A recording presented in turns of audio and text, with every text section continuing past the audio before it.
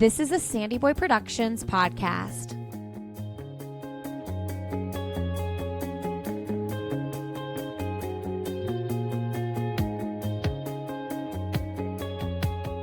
Welcome to Finish Lines and Milestones, a podcast celebrating the everyday runner.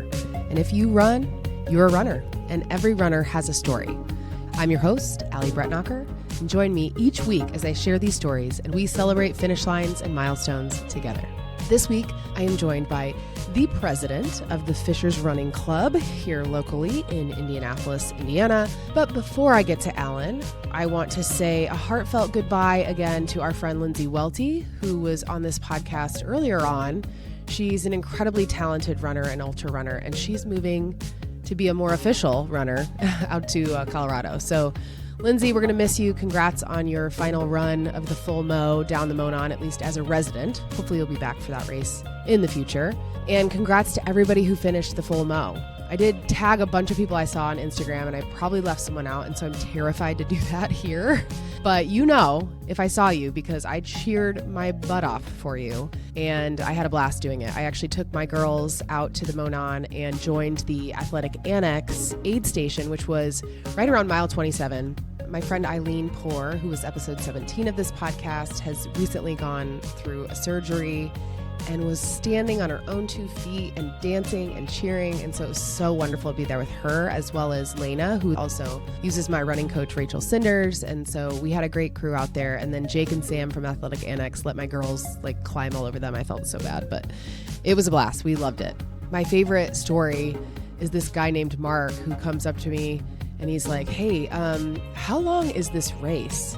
And I was like, you mean in miles? And he said, yeah. I said, okay, well, it's a 50K, so it's like 31.1 miles or something like that. And he's like, okay, thanks. And I just kept thinking, what if I would have said 50 miles? We're at mile 27 is where this aid station is. I mean, so funny. And there were just so many amazing people running, about, I think, almost getting close to 200 runners this year. So the event's really grown in the last few years since its inception. And someday maybe I'll do it. I don't know. It sure seems like a good one to start off. It's on the Monon Trail, which is a paved old rail trail that goes through, obviously a big part of our city. So congrats again. And then congrats to TJ Daly and Christy D, who have both been on this podcast previously, who are responsible for putting on the event. It's awesome. So congrats to you guys too. And before I forget, I also want to make you aware of an upcoming giveaway for the Twin Cities Marathon, which is on October 5th this year. And we are partnered, and by we, I mean Sandy Boy Productions, which is my show, and then Lindsay Hine, it's her network. She has a show, I'll have another.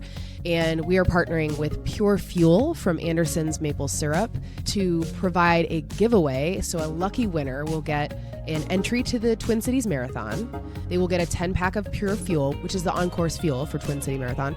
And then Twin Cities in Motion also has provided a VIP wristband package.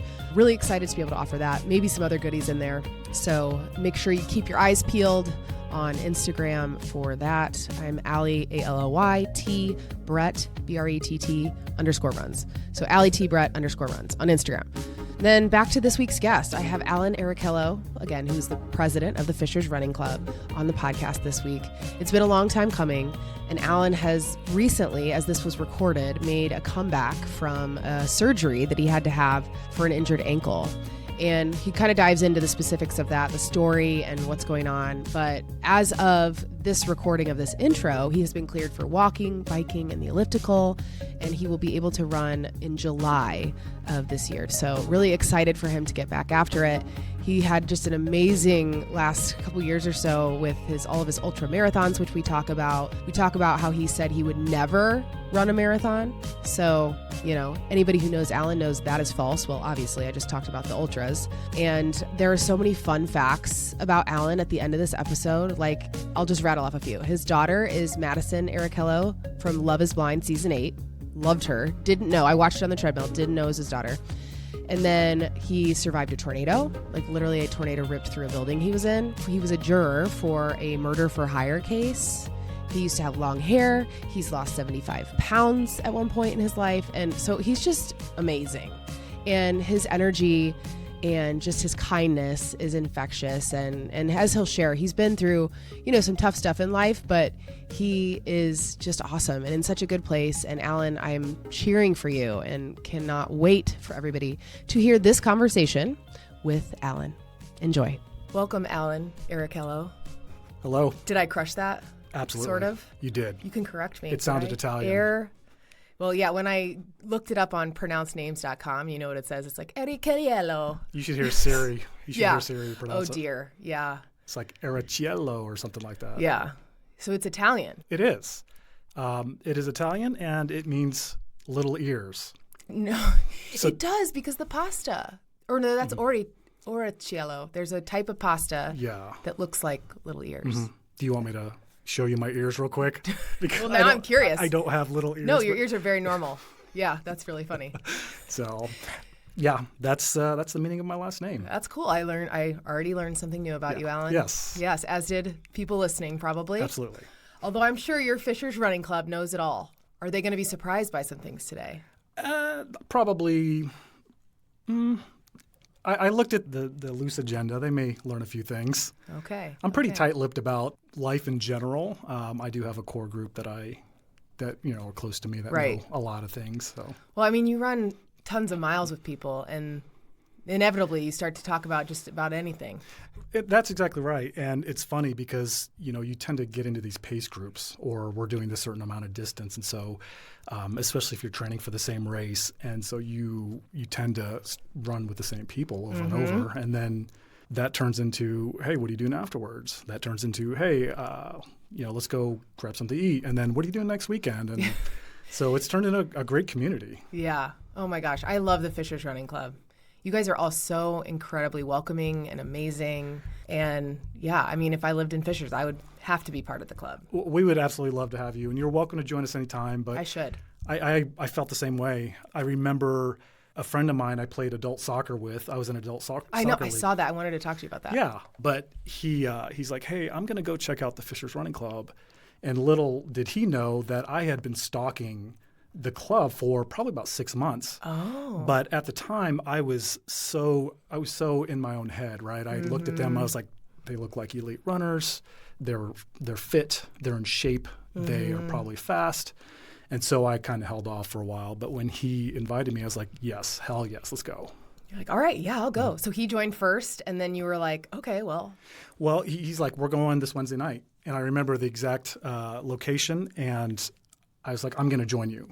If you're going to be there, I'll be there. And so I showed up, basically, ran. They were super friendly, just random runners. You know how runners are. Yeah. And I joined that night. It was mid 2018. Okay. Yeah. And now you're the president. Yes. Look at that. Who'd have thought? Who would have thought? If you would have asked me half the things that where I'm at now, who would have thought, right? Right. I love how you said, I will never run a marathon. And then you decided to run an ultramarathon before you ran a marathon. That was a crazy story, crazy thing, crazy time in life. Yeah, when I joined 2018, I was doing 5Ks, and I was what I call a fair weather runner. And so I would essentially run when the weather was mostly nice, which is never in Indiana, right? Yeah, that's true. So, but of course, joining the club, I was looking for a community. I was looking for some social outreach, and I wanted to be a part of something. Yeah. So, because I had been a part of an organization and I had left that, and so there was a little bit of loss there, and I wanted to just kind of fill that hole. And so, of course, you get surrounded by so many different types of runners. Our club has a pretty diverse group of runners in terms of paces and distances and things like that. So there were quite a few that were training for Monumental and Carmel Marathon. And, I had run a couple of marathons or half marathons, and I mean, just not knowing what running was. I didn't know there was a science to running. And I remember my first couple of half marathons, the first were at Monumental half marathons. And I think the first year I ran like a 2:24. Okay. Had no idea what that meant. I just know I felt terrible afterwards. And I had a headache, and we were at Cheesecake Factory, and I'm just laying on the stone seat outside, just waiting to be called in. And oh gosh. And then my buddies were like, later on, they're like, we're going to run it again. I was like, okay, I'll do it. So I actually decided in I think it was 2016, I'm going to run it again. So I trained a little bit more. I kind of knew a little bit more about it. And then I ran a 2:24 again. So really the exact same. Yeah. I mean, That's within wild. seconds. Yeah. Huh. But after that, kind of let's jump back to the Fishers Running Club. I was experienced in running the half marathon, and there's kind of an unspoken goal to run a half marathon under 2 hours. Yeah, right. So it's just, most people can achieve that. I understand some people just don't care to do that. That's fine. But I was challenged. I was inspired by our club members. And so I remember wanting to go sub 2. And so I believe my first sub 2 was at the mini marathon. Okay. And so that kind of, once I actually achieved it, it was that year, I believe, was rainy, and you're running in like puddles, like inches of water. Yeah. I mean, it's just a terrible day to run, but yeah. I barely got under 2 that year. And that really kind of set something off in me. That's a huge PR. Yes. Did you go like from that 2:24 to the sub 2, or did you have some in between? I had a couple in between. Okay. So I had the 2:24 twice, and then I think I was as part of the club, and I think I was trying to go for sub 2 at Monumental Half, and I think I was a little bit injured, not like debilitating injured like I am now, but I think I got a 2:05, and I was like, okay, the next half I'm going to do it. So that was the Indy Mini, and I achieved it. So, and then I was like, I'm going to just keep going for it. I'm just going to see where I can go, how fast I can run, and I just kept chasing that goal. And running with a lot of different people, they started to ask, like, well, you're running great, you're doing well, you're progressing, and you're getting faster. So when are you going to run a marathon? I was like, I am never going to run a marathon. And I was just adamant about it because I had zero desire. Yeah. I mean, at the time, 13.1 miles was tough for me. Yeah. Well, it's tough. Yeah. For anybody, anytime. Yeah. Yeah. And the thought of doubling those miles, which just kind of I couldn't wrap my head around it. Yeah. I've been there. And so I acted tough, but I was really scared of the marathon, to be honest with you. Yeah, you're like, no, I don't need to. I'm good. And then you're like inside, you're like, no, I can't. Right. I mean, can't do that. And this is me because I did a lot of major life changes, so I was still getting used to being in shape and fit, and so I was still testing myself. I was still trying to see where I could go physically, but we all know it really just kind of boils down to mentally challenging yourself, right? And having that mentality of like I can do anything. I can do hard things is what they say, right? Right. But yeah, kind of fast forward to, I think it was 2021. And so we had, everyone talks about the COVID and how it affected a lot. At the time, I was married, and my father-in-law, they were coming back from Florida. My mother-in-law and father-in-law at the time were coming back from Florida, and they had gotten COVID. And so for my father-in-law, it was bad, and he ended up in the hospital. Yeah. And I won't go into details because it was a very difficult time. I respected my father. He was the one in the family who was really interested in my running. He would ask, what'd you run today? How fast you go? What are you doing? What's your races? I mean, he was truly interested in my running. And so we really bonded over that. But unfortunately, after several rounds of pneumonia, he passed away. And so that was a really difficult time. And that was early July. Okay. And would that be in 2020 or was that 21? 21. Yeah. Okay. And so at that time, earlier that year, I had finally decided to run the marathon. I was like, I think I'm ready. But of course, I'm scared shitless. You know what I mean? I was just like, I just wanted to do it. Everyone was doing it. And I was like, I think I can do it. And so I started to wrap my mind around it. And then, as you know, in July is the big 8-hour endurance dream race. And I was like, you know what? I had been on relay teams before, and it was fun. I have a love-hate relationship with the 8-hour dream endurance race because it is so fun. And I tell people it is the worst kind of fun that you could have, right? I mean, it's one of the hottest days of the year. I know, it's so hot. That's what scares me about it. It starts at 10 a.m., so you're running through the hottest part of the day for 8 hours, if you can, right? If you want to do that. And so I decided that year, I was like, I'm going to run solo. I had seen a lot of my club members run solo. I was like, I like that because I can run what I want to do. So prior to that, I had run, I think the furthest I had ever run was 15 miles, like 2 weeks before that.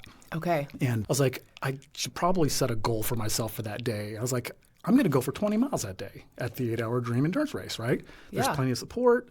It's a great place to run. Lots of people, a lot of support. And so I remember that morning just sweltering hot. I mean, you're just instantly sweating right as soon as you step out of the car. My father-in-law had just passed, I want to say about a week or so prior. So I was still thinking about him. Were you able to have a funeral at that time? Yes. Okay. Yeah, we did. We did a proper burial. I mean, that's good. Yes. Yeah. But still kind of thinking about that. That was heavy. And so I remember getting there that day, and we have some club members. His name is Wolfgang. And he had run solo plenty of times, and he's like in my ear. I specifically remember he's like, "Hey, wouldn't it be cool if you ran a marathon today?" I was like, no, like, no, it wouldn't be cool. I said, first of all, I don't want this to be my first marathon. I said, secondly, I was like, I can't. I really don't think I could do that anyway. And then he's like, well, how about this? He goes, do you think you could don't you think it would be cool to run a 50K in ultra? I was like, what moron would double their miles in 2 weeks, never having run more than 50 miles? And so he got in my ear. He got in my head. I had a chip on my shoulder. I mean, it was just like, it was a hard day. And I was still thinking about my father-in-law and how, like, I wish, he would have been, because I was thinking about my marathon. This was training for a marathon. Yeah. And so I was starting to ramp the miles up. And I remember running. And at the time, I was still very novice. I had only run 15 miles, right? So I knew nothing about nutrition and hydration. And I remember running, if anybody that's run 8-Hour Dream, you know that sidewalk that goes around the stadium, the football field or whatever, and goes into the parking lot. Well, that eventually, I think I was 12 miles in or something like that, and my quads just started to lock up. And I was like, this is not, like, what is this? Like, why does this hurt? Why? What is happening? Yeah. And, I'd heard about hydration, nutrition. I mean, my club is very smart. They provide aid stations on our Saturday morning runs. Right. Like, so they're very aware of keeping our runners safe. But I wasn't planning on doing anything anyway that day. I was like, if I could get 20, that'd be great. And so long story short is I kept going, and I wasn't sure if I was going to even get to 15 that day. But I kept thinking about my father-in-law, and he had inspired. I mean, he was just I wasn't thinking like he's in heaven looking down on. You know what I mean? It was like I just felt like if he were here, I would love to talk to him about this. And so that, more or less kept me going. And wow. I had that chip on my shoulder, and I had Wolfgang still in my I just remember him saying, "Wouldn't it be cool?" And I was like, you know what? I'm gonna do this. Like I've got something to prove here. I've got energy. I need to exert this, whatever I'm dealing with right now, this grief and these emotions, and what better way to do that than just run? And I'll tell you, it was tough. I mean, I'm not a real emotional guy, but I got emotional that day several times when no one was around because I was hurting. My legs were locked up, but I had this chip on my shoulder. I was like, I'm going to do it. And so I did it. I ran. I finished barely under 8 hours. And I think that day I ran 31.9 miles, and that was my first ultra, and I had zero intentions of ever doing that. That's really amazing. Yeah. Congratulations. Thank you. And it just goes to show you that if you put your mind to it, you can do it. Your body's going to listen. I wouldn't recommend doing that. And of course, had I had a compound fracture sticking out, I would have stopped. Right. But I knew it was muscular, and I knew I could suffer through it. Yeah. So. And for 8-hour endurance, we've talked about it on this podcast before, but there's a couple of loops that you can choose between, and you can stop and start whenever you want. Yes. And so you just, as much as you want to do within that 8-hour time frame, you do. Yeah, and I think a good rule of thumb, I think, especially for those running solo, trying to get distance, is to run the longer loop, because there is the worst part of the route of the course, right? Yeah. It is, I believe it's called Bulldog's Revenge. And you're literally going up a road, you jump onto a curb, and you go straight up a muddy path up to the bell tower. Okay. And I'm telling you, that will mess with you. mentally, spiritually, emotionally. You'll be crying when you get to the top, especially later on in the day. Sure. Again, you're talking mid-July. You're talking temps that can be in the 80s to 90s, dew point so high, that type of thing, and you're just suffering. Yeah. But I'll say is that if you're running solo, try to avoid lessen the amount of time that you go up the hill, because the 1.9 mile route, also you end on that. You basically, that's at the end of the. Wow. So it doesn't matter what short or long. Okay. You're going to hit that hill. Yeah. So. Wow. Yeah. And so speaking of nutrition and hydration, I'm assuming the club had a tent and you had access to, all kinds of food and hydration. Did you just kind of play it by ear? And because you'd never done it before. So what did you do? So the club, yes, was there. We had quite a few relay teams, and our competition, like our cup team, was running, and so they had plenty. I mean, there was plenty there. I mean, you could probably go to any runner and say help, and they would just give you whatever you asked wanted. for. Yeah. It was just at that point, it was just too late. I didn't realize I should have probably started hydrating the day before. And I probably should have started the day off not with 5 cups of coffee, but probably with an electrolyte drink and continuing. You know what I mean? Right. Hard lesson learned, but plenty of support. It was just me kind of being ignorant to the fact that this is first of all, I wasn't planning on it. Secondly, I wasn't aware of after 15 miles, you're gonna feel like death. And you need to do everything to prevent that. So yeah. But do you remember you had to have eaten something during that time? Yeah, or I remember. It's probably a blur too. Yeah, people were providing electrolyte drinks. I was down in Gatorade. Yeah, I can't remember exactly what I did. I mean, I actually felt like a rock star because I had our club members. They'd come in, they would bring ice, and they'd have a roller. So I'm sitting there drinking, and they're rolling my legs. That's and, the best. That's yeah, so they're nice. changing out my shoes, and they're putting ice on my back and things like that. So great support out there. Yeah. But it was too late at that point. Right. Yeah, I spectated last year in 24 for a little bit, and it was really fun to kind of get a sense of the environment because I'd never been there before.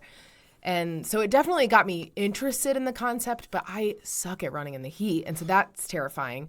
But also, it doesn't really, if you hydrate properly and are ready for that, it's what you want to make it. Yeah. So as long as I'm not on a team that's counting on me for certain paces, then it would be more fun, I think, in that environment. And that's what I love about that day is because you're just surrounded by runners who are determined to do something. Yeah. And some of them are determined to just have fun. And that's, some of those relay teams, they're there for fun. You could look at their team names. They get really creative. And then, there's people that do well in heat, which is normally the cup team, right? Those those competing. Superhumans. Right. You're how do you do that? Yeah. I don't know. Wow. And so that was your first ultra. Yes. It still blows my mind today that I got through that. So especially before a marathon. But grief can do crazy things. Yeah. And so then you were training for Monumental, I assume, as your first full? Yeah. Okay. Yeah. I chose that because our club, we had a big presence there and it was a well-supported race. And so, and it just, everyone was doing it. I was like, I'll train with them and we'll run together. Yeah. And so I ran Monumental that year and everything, the training block, the day, the weather that day, everything was perfect. I couldn't have asked for more other than a BQ, right? Yeah. But that still today in November of 2021, I've run 3 marathons total, and that's still my best. Your best marathon? Yeah, my best marathon. So. Wow. Yeah, sometimes it's funny how you just when you don't know what to expect, sometimes you do better because you just don't know what to expect. Yeah, and so what was really cool is I'd had a lot of experienced marathoners that were telling me what to do, what not to do. Yeah. And so I kind of took some of their advice. I worked it in to how it would fit me. And so I trained based off of just a standard training plan, and it worked well for me. And I did have a friend, his name is Treg, a Boston marathoner. He's like, I want to run this with you. And I was like, sweet. Yeah. Let's go. And he's like, I'll hold your stuff. I'll do whatever you need me to do. And he goes, but you're going to dictate the pace. And I was like, okay. So we started off hot, and I felt really good. Of course, thankfully I knew what to expect because of the ultra marathon that I'd run a couple months before. And so I ended up negative splitting the first half and the second half, and it just everything was just perfect. And so I couldn't have asked for anything more, honestly, for my first marathon. Yeah. Oh, that's the best. Yeah. Well, and then 2022 was the wind year. Oh, gosh. Because that was the first year I ran the full at Monumental. Mm-hmm. Yeah. And I was like, cool, great. For this first time I'm running the full here, and it's going to be just like a tornado. So, yes, I remember that because that year was just a terrible year running for me because I had signed up for a spring marathon. Okay. It was Glass City in Toledo. Yep. And I jokingly call it Glass Shitty. That's funny. Because the race was great. I mean, the course is good, a lot of good support, a really great race. I would recommend it to anybody. But you train through the winter, right? Yeah. And COVID was still hot and heavy. And I remember getting COVID in like a January. And I'm supposed to be training for this marathon in early April. And so that first round of COVID really knocked me on my ass. Like it probably several weeks of just trying to figure out like how do we fix this? Like how do I get better? Can you describe what your symptoms were? Like what was the hardest part? Initially, so I think with everyone, I lost taste and smell, which was kind of the indicator. But yes. I've always been a very healthy individual, and I don't recall ever having the flu. Like some people say, you can carry it but never have symptoms. So I've never had the symptoms where you have a fever, right, and your body is just like trying to figure out is it hot or cold. So I started to experience that. I very fatigued, obviously, severely congested, and I remember for several, like I had a fever, 101 fever for almost 6 days, I think. Jeez. And so that really was just a different experience for me. I'd never been that sick before. And I remember one day just waking up with a severe migraine, and it messed me up. And so I was brought a black cup of coffee, and that seemed to have helped. And so yeah, trying to reel from that, your body's just fatigued, fighting this fever and this sickness, and you're just not sure what you're capable of doing after that. And so that knocked my marathon training plan from 18 weeks down to 12 weeks. And I was like, look, let's just not even expect anything from this. Like, right. Why are you even doing this? But I was just bound and determined. Like, we had a big group going, and I was really looking forward to it. And I had some aspirations to keep my marathon under 4, right? So because my first one was really, I was very happy with that. I was like, let's just keep this momentum going. And so long story short, winter was terrible, freezing cold. I mean, you're training in blowing wind, 20-degree weather, snow, ice. That's typical Indiana I've never weather. done a spring marathon. Don't do it. Yeah, it's don't scary. Just ignore me, people out there listening. Everyone else is like, it's fine, we do it. Yeah. I mean, I vowed to never run a spring marathon, but we'll see. I've said things like that before. Right. So the week before Glass City, we, I think 4 days before, they yellow flagged the race. They said, oh gosh. Yeah. They said it's going to be exponentially warmer. It's probably going to be in the 60s or so, and we had been training in 20, 30-degree weather. That's so hard. Again, me just kind of being naive to like endurance distance running. I was like, okay, I mean, it's cool. It's going to be warm. So I started off hot again. I was running solo this time. Like I didn't want to run with anybody. I just wanted to, because I wasn't sure what I was going to do. Right, and you didn't want the pressure of like having somebody. You're like, I just want to do my thing. Exactly. I can relate. Yeah. So I started off. I ran the first half really well, and then I remember at mile 16 just feeling that same quad issue that I felt at 8 Hour Dream, and I was like, oh shit, like I'm in trouble because I got 10 more miles to go. And the funny thing about Glass City is that they tout it as flat and fast. So I'm coming out of this neighborhood after mile 16, and I'm trying to stretch, and I was like, oh, it might be too late for me, like to recover Keep this from up. this. Yeah. And I get onto this main road. It's probably like 3 or 4 miles long. I think I was mile 17. It takes you to mile, I can't remember, but it was a straight. I just remember seeing rolling hills, and I'm just like, I just feel like just defeated. Yeah. And I remember running, and I was stopping frequently to stretch. And I don't know if that helped or not, but it just made me feel better to stop. Yeah. And at that time, I was running an 8:55 pace because I thought, oh, this is good. Like I was, I'll do a sub 4. I was according to Garmin, I think I was targeting a 3:55. I was like, okay, great, this will be good. I mean, it's not my PR, but I'll stay under 4 and I'll get away with this one somehow. Yeah. And I remember a golf cart medic pulled up and she's like, "You want to ride back?" I was like, and I looked at her, I said, "No." I was like, "I'm going to keep going." I am such a stubborn ass. Like I will, like, I was like, "Nope." That's almost so mean to ask. I know. Right? It's like, don't give me the decision. It's like that. Yeah. It was like the temptation was Yeah, there. the I was like, temptation "Nope." of getting on was, Yeah. yeah. Because I thought about it. I took about 10 seconds to consider. I was like, you know what? No. No, I was like, I want this. I'm going to get there somehow. Yeah. Maybe this is the terrible marathon you need to learn your lesson from. You know, I mean, everyone has one, right? And so things got worse, and my pace went from like 8:55 all the way to like 10. And I ended up finishing with like I think a 4:10. Yeah.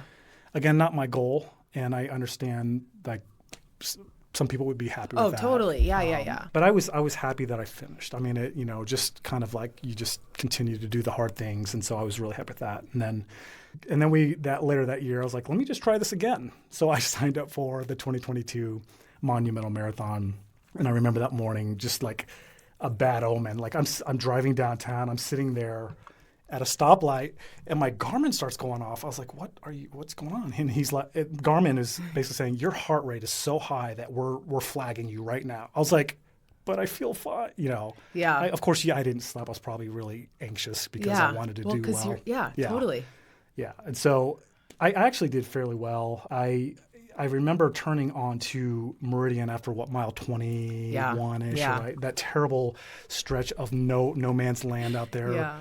And so I was turning on, and then that wind hit. And I want to say the winds themselves, like just that constant wind, was probably in the 30s or so. It was crazy. Yeah. But the wind gusts, I remember being, like they saying, 55 miles plus per hour. Yeah. And I remember being stopped in my tracks, literally stopped in my tracks. I saw the aid stations, the water stations just blown over. I felt so bad for the volunteers too, because it's like, good luck trying to fill a cup and leave it on the table. Yeah. Right. It's blowing all over the place. Yeah, which also means your runners that were depending on that. Yeah, totally. I know. It was. I remember mile 20, either out of water or there was. I mean, it was just a nightmare. Yeah. Yeah.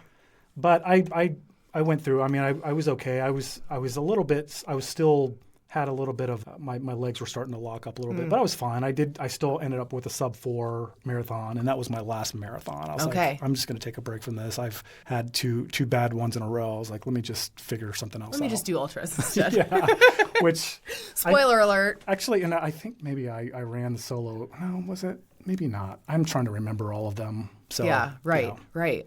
Oh my gosh. Yeah, let's just take a break and yeah. Although the ultra world is very different than the super anxious, staring at your Garmin road running. Because that's what I do. I haven't done much by way of like trail, or I haven't done an ultra, so it's tempting. How did you end up deciding that you were done with the break from long distance?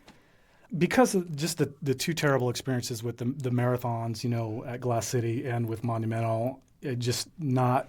Just race day, just not going well for you. I was like, I'm trying to remember what I decided.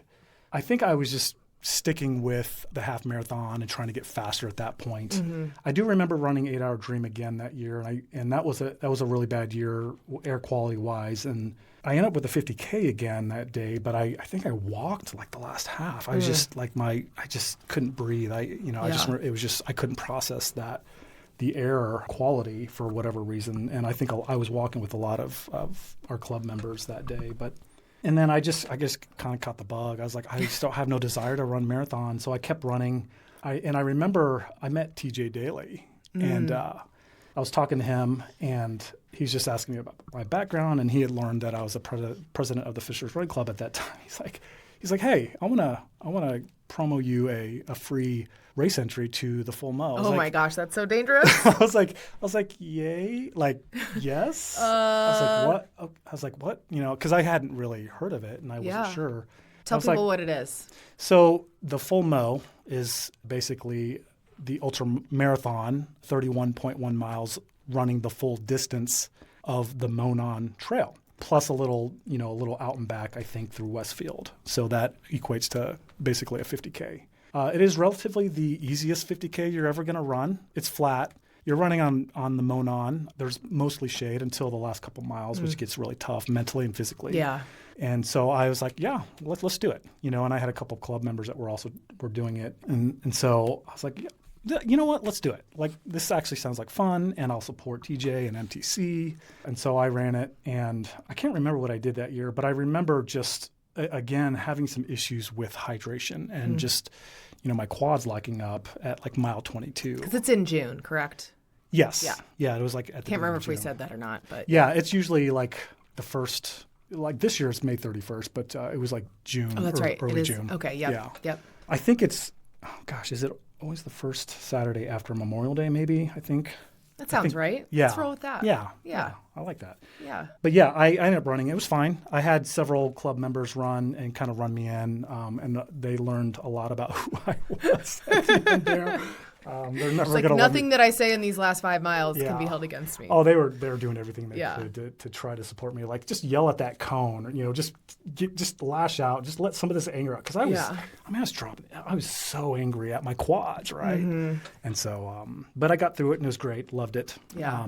Probably, I think I ran the 8-hour dream again. And what year would this been now? Is this 23 or 24?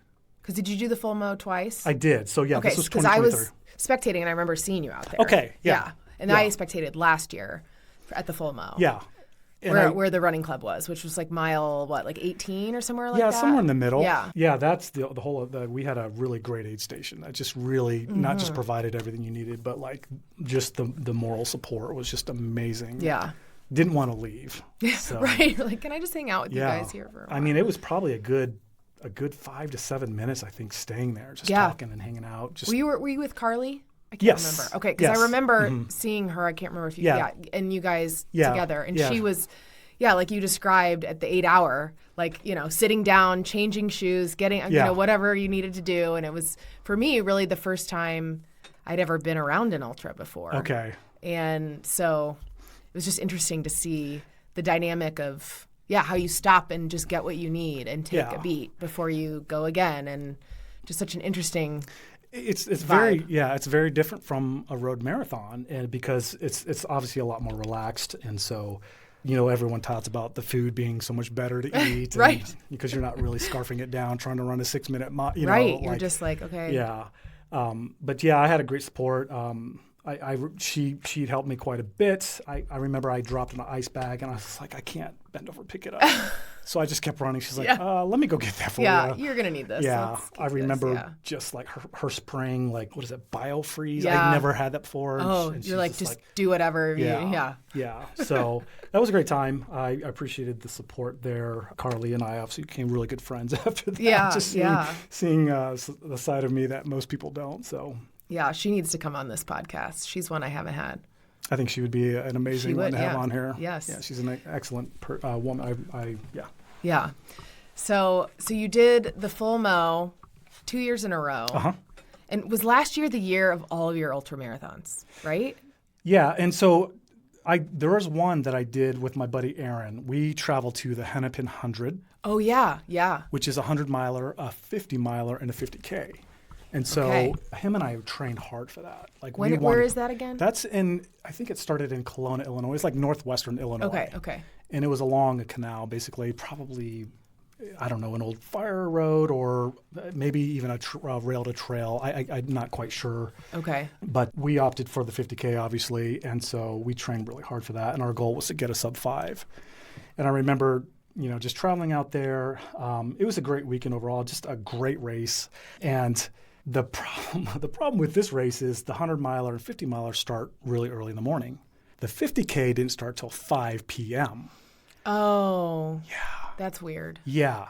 And I was thinking, like, why did they do that? And I'm just assuming because of, like, just the logistics of it, because probably at that time, most of the 100-milers and 50-milers would come through, and they could probably start shutting some of those aid stations down at the very beginning, right? Yeah. So I'm just thinking, because it's only 31 miles, they're going to just, try and... wait and then let everybody use that same... Right. Which is actually pretty smart, but that was a little bit more difficult because I don't particularly enjoy running in the evenings. So I had become very accustomed to running in the mornings and enjoyed that. And so I remember we got there and we needed to be shuttled. And so we got there, we shuttled, they took us to the wrong spot. And so we're like, the race is going to start here any minute. So we eventually got there. We got there probably about 20 some minutes late. Oh my gosh. Yes. Yeah. My anxiety would be just like. It didn't feel good. I mean, by 5 p.m., you're used to your day kind of ending, especially if you're working regular hours. I'm just ready to go. Right? Yeah. We got there and they're like, look, we already let the other group go. Like everyone that actually started there instead of having to be, had to take a shuttle there. And they're like, all right, we're going to start at this time. And so we probably started like at 5:25, 5:30. I can't remember. Yeah. I could probably go back and look. But Aaron and I are like, let's go. We did it. And so it was great. We felt really great, strong. We had trained for it. And so we ended up just passing a lot of people. And it was kind of like a really great feeling just because those are the people that had started 20, 30 minutes earlier, right? Right. Wow. And we were doing really well. They had the most amazing aid stations. Like they volunteered from, the area. And I remember just all of these different aid stations being just themed differently. I think the first one, you go through this tunnel. It was under a road, I think. They strung like lights, like decorative lights, and you're just like, oh, that looks really inviting. Yeah. So you run through it, and your mood is just boosted, right? Yeah. You get there, and like I think it was a pineapple thing. So they had like, I mean, you know how like volunteers get really creative, and they just really want it to be a great experience for you. And so we spent maybe about 2 minutes tops. You just want to stay, but we're like, look, we got some goals. So all of the aid stations were great. I remember, you just as you get to mile 20, the 20s, and your body just starts to fatigue, and your mind is like, I hate you, and I don't want to do this anymore. Why are we doing this? Right. And Aaron, he's a 2-time Ironman, like full Ironman. Okay. So he's very experienced in just all the tricks of the trade. And so he's like, let me get you some broth. I was like, okay. Ooh. So at this time, it was at night. It was probably in the 40s. I mean, and so it was near perfect weather, but you're still sweating, but you're cold. Yeah. And so I drank the broth. I was like, more, So broth like just did it for me. It just instantly just kind of revived me and just gave me a boost. I really want us to have broth at Monumental. Yes. I've brought that up to the team before. Yeah, I think it's great. I mean, it's got a lot of sodium, and it goes down easy. Yes, and it's like when it's so cold, the warmth of it is just so amazing. Yeah. I had it once at the Philadelphia Marathon has broth at the end. And so I'll never forget that. Yeah. Broth. Yeah, that's in the tool chest. Yeah. Yeah. That and pickle juice. So, pickle juice, right. But yeah, we were at aid station 26, and like we had just run the marathon, and we were cutting it close.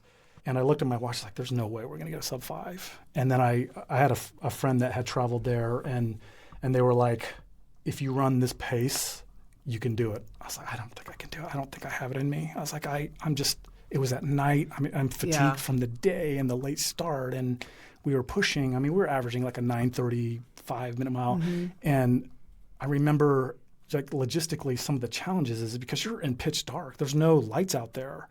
And so I ended up having to hold my flashlight because my system rigged had failed. Yeah. Great. And my headlamp didn't work. Oh my gosh, Alan. I know. So there's a lot of challenges, but I remember, I think maybe to my benefit is holding this little light 3 feet in front of me, because it was not it was just mixed terrain. I mean, it was at fall, and so like you're running through leaves. You're not sure what's under the leaves. Is there a hole?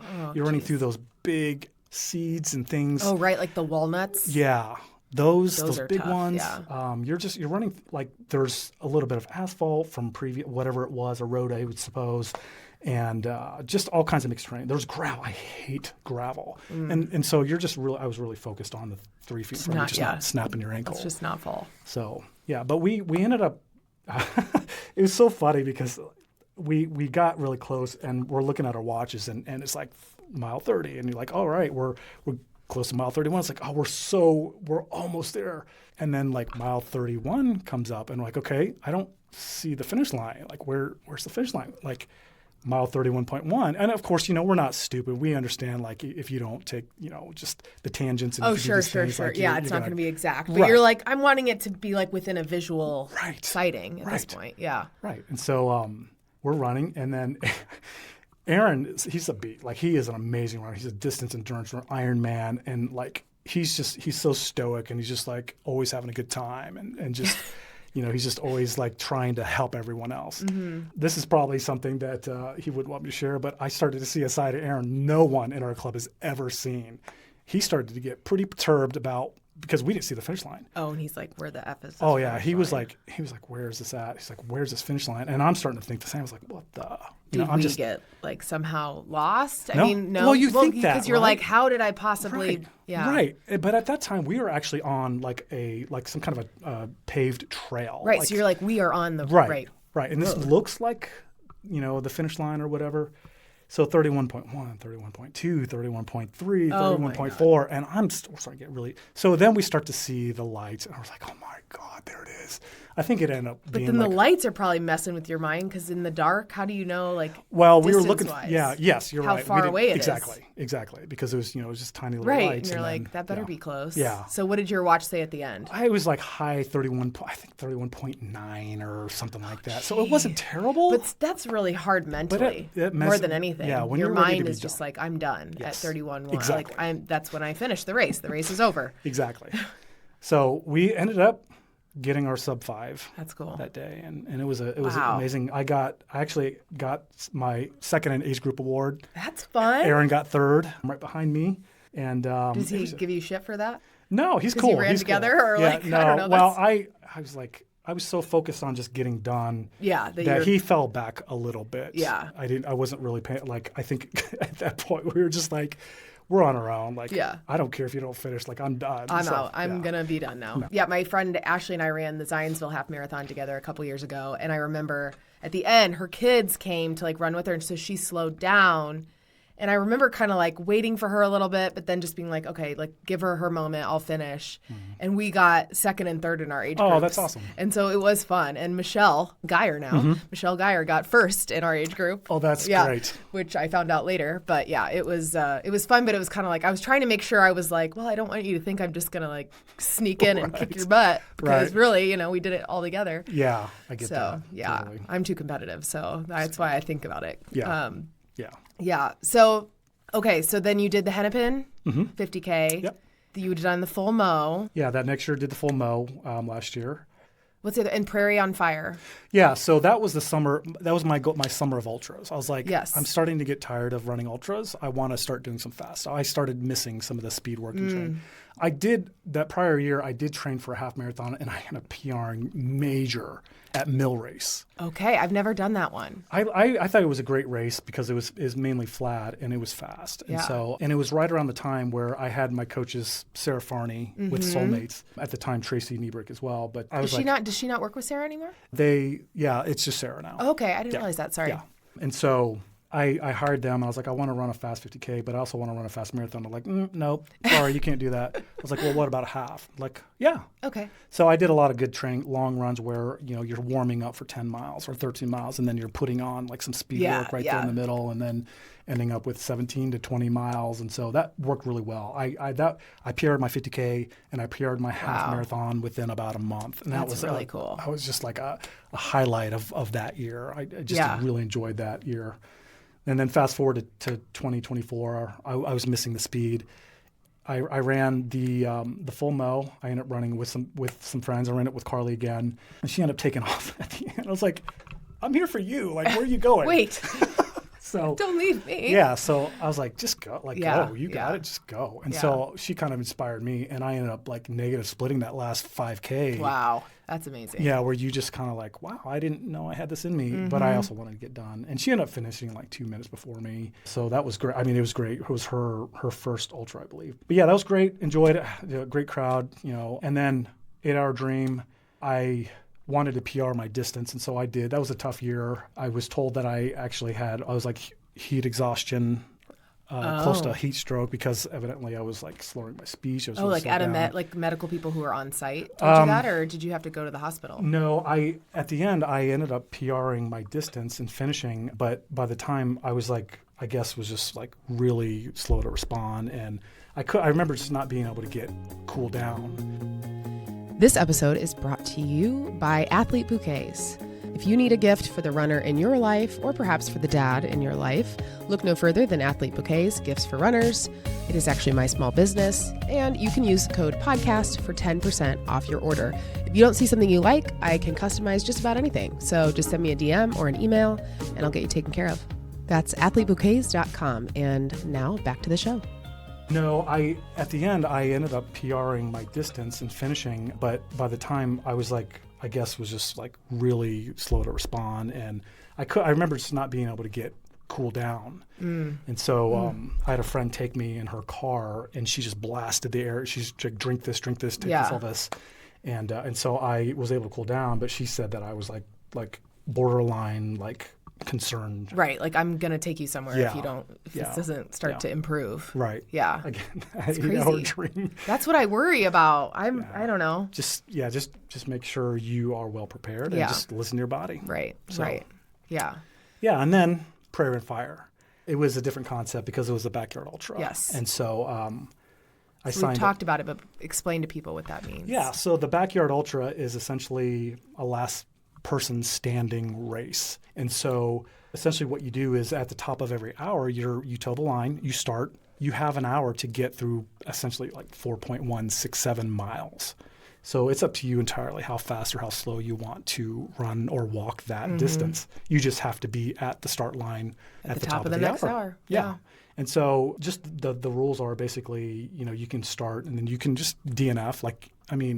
Because there's a last person standing, everyone except for that last person standing technically DNFs, right? They did not finish. They didn't win the race. Right, yeah. But you can do a refuse to continue.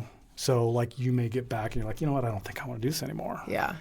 And so that was the fateful race for me. I know. So, I hate it for you. It is quite the story. I won't spend too much time on it, but Labor Day of last year, our club has people running every day almost. There's groups just doing different things here and there. On Memorial Day, on July 4th, and on Labor Day, we always have a group run. It's oh, that's fun. What do they call it? It's just you don't stop. Everyone is just running together. So those that are faster will stop. And I can't remember what type of run they call it, but no drop. It's a no drop. I've never run. heard of that. Yeah. So basically, you have how many ever different paces runners? And yes. And so the lead group will stop and then just wait for everyone to catch up, and then we'll just keep going. Okay. So how often do they stop?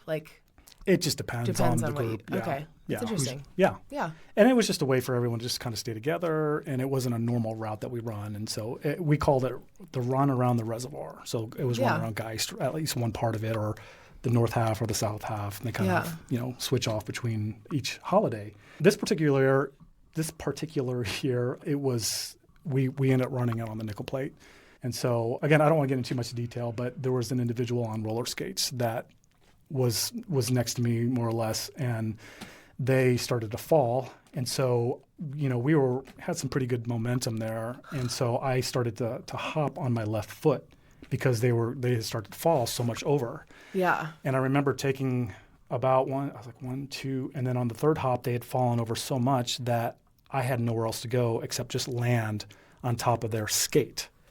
And so I landed on that pretty hard, fell down, just kind of trying to figure out what just happened. And Prairie and Fire was 5 days later, right? So I'm sitting there thinking is my race run? Because I had an A, B, and a C goal for that day. And I'm just thinking, is this out the window? What's going on? Ended up being able to, I remember standing on it and just shooting pain in my ankle. I was like, Did you finish your run that day? No, I ended up walking a mile south just to kind of try to keep the ankle loose. And I was like, I can't do this anymore. Yeah. Oh my gosh, that sounds so painful. Yeah, it was not good. And I'm not new to sprained ankles, right? Soccer. I stopped playing soccer because I sprained my ankle a couple times, and I'm like, okay, I would rather be able to run than play soccer. That's exactly why I stopped soccer. Yeah. And so there was a nurse there. Her name is Carly, and not the Carly. It was all a different Carly. Yeah. And she goes, you know what? Maybe you should, because I remember going to the pool later that day, and I saw her there.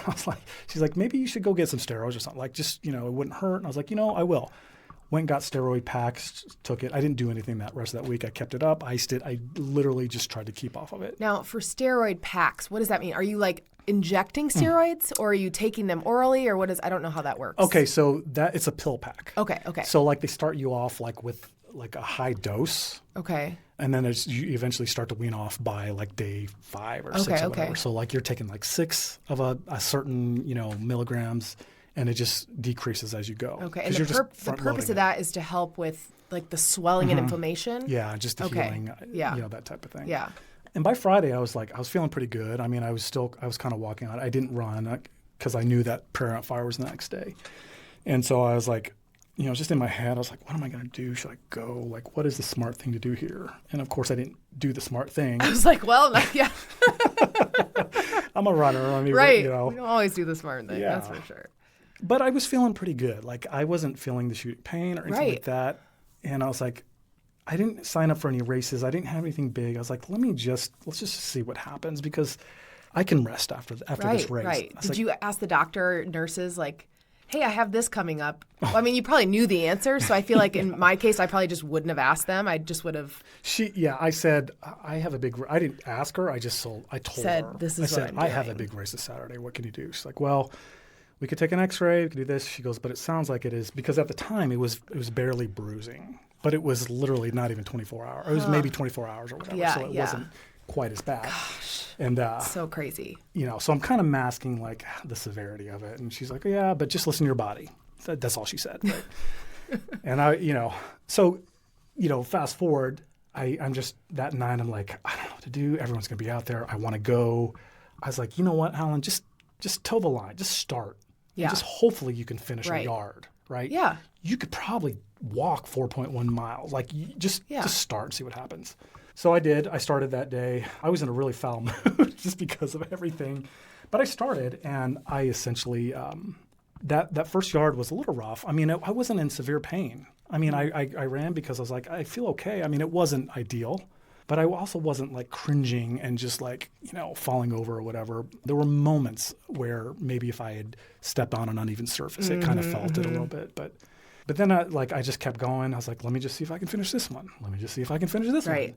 And I had people telling me, like, I see you, like, they're just kind of chiding me, like, hey, I saw that, and I'm like, okay, and of course, me being the stubborn ass, I was just like, I'm just going to keep doing this. And I got to the point, maybe it was like halfway through, and I'm not feeling great, but I wasn't feeling terrible still. And I remember someone telling me, like, why don't you just chalk it, like, why don't you stop, sign up for another ultra at the end of the month, you'll be fine by then. I was like, I'm here. Like, no, like, screw that. Like, I'm doing this. Yeah. Unless it's just very detrimental, I literally cannot move forward. I was like, I'm doing this. Yeah. And so I did. I just kept going. And I started slowing down, and everyone was doing really, really well. So I ended up running a lot of it by myself. Again, I was okay with that. Yeah. And so finally, my C goal was to get another 50K. Like, it was my summer of ultras. I had 3 goals, just run 3. I ran 3 ultras in, 4 months, because I was essentially going to be done with ultras for a long time. And so there I go speaking again. So I ended up I ended up refusing to continue with, was it 34 miles? Wow. Which happened to be a PR for me. My B goal was to be in the 40-mile range. My A goal was to be in the 50-mile range. Right. But I thought, like, that was before you stepped on a roller skate. Yeah. Good God. Yeah. And so I was happy with that. I did the hard thing, and I PR'd. I got my summer of ultras complete. Yes. My goal was done. I had nothing lined up. And so I took about a month and a half off from running, which killed me. Yeah, that's hard. But I also enjoyed the downtime. I went to go see John Grant, who is he's one of our sponsors of FRC and just an amazing physical therapist. And it took him about 45 minutes to try and figure something out. He's like, well, your flexibility is good, your range of motion is great. He's like, this doesn't hurt, that doesn't hurt. He goes, let me do a couple more things. And he finally kind of pinpointed it. He said something about the talus bone. I was like, okay, I don't know what that is. Yeah, I've never heard of that. Yeah, right? Yeah. And he's like, here's some exercises. So I started doing these exercises. And I started to feel a little bit better, but it never completely healed. And I was like, John, what's the next step? And he's like, you need to go get an MRI. No. So, yeah. Yeah. So I went through the winter just kind of like being very stubborn. I was like, it's going to get better. Like, I'm okay. It's winter. Like, I'm just going to continue to see if I can run through some of this. And finally, I ended up going to Forte, recommendation from 2 other people that had surgery there. And they took an x-ray. They're like, yeah, we see a big spot on your talus bone. so you need to go get an MRI. Got an MRI, and like, he's like, you have what is called a lateral osteochondral lesion of the talus. Speak English, please. Right? Yeah. So I used AI to kind of break down the doctor who had written out, the MRI results. And, Yeah. And I went for a consultation back to my potential surgeon at that time. Yeah. And he goes, this was caused because of a severe sprain. He goes, it's actually a common injury.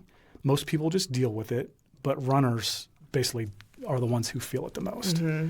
He's like, you can do one of two things. You can just live with it. You can run. You're not going to do any more damage.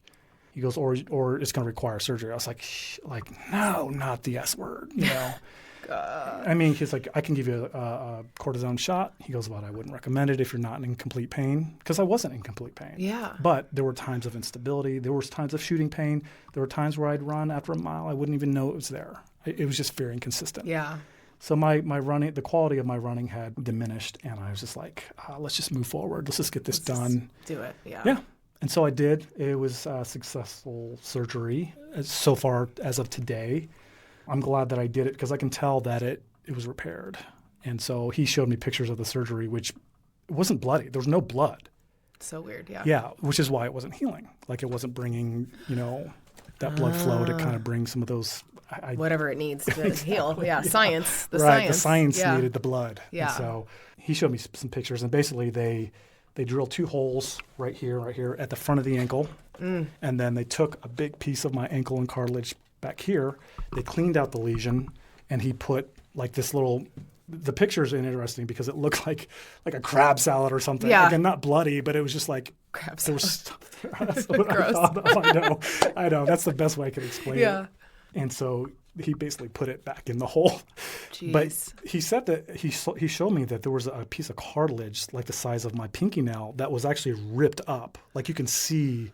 I was like, oh wow! Yeah. Like that's the reason why my bone, like it wasn't gliding, it was catching. Oh my gosh! Yeah. Yeah, the idea of that. Yeah. So that was pretty interesting going through that because I had never broken a bone in my body. I had prided myself on being a strong runner.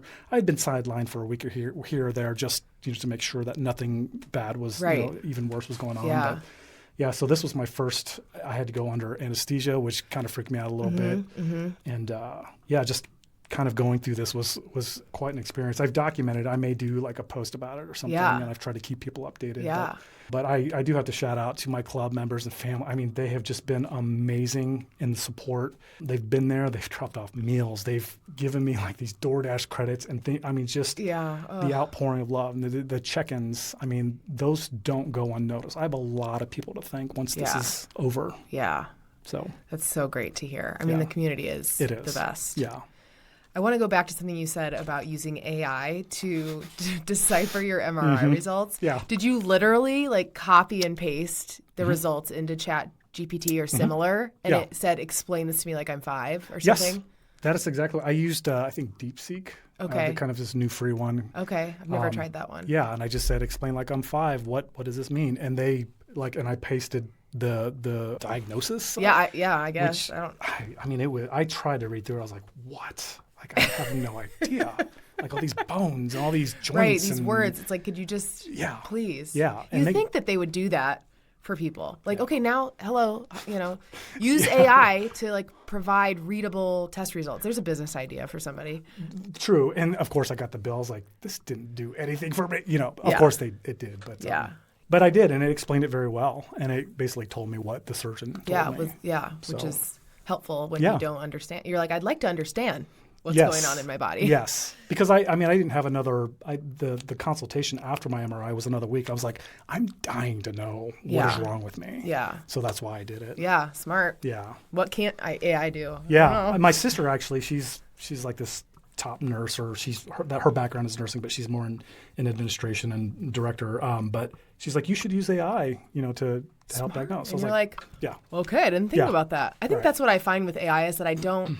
It's not my natural inclination to be like, I should do this. Right.